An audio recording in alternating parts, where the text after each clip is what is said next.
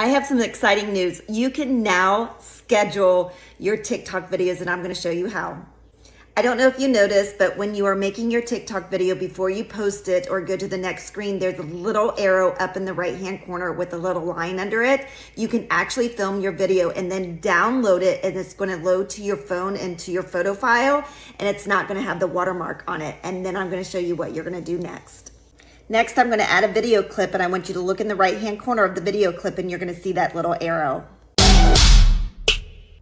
I have a Mac computer, so this next step is really easy for me. Once the video is downloaded to my phone, I airdrop it over to my Mac. Then I have TikTok open, and you see this button right here. You can upload your video.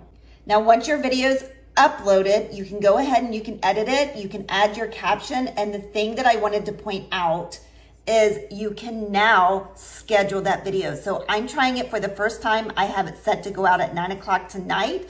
I'm going to schedule it and we will see what happens.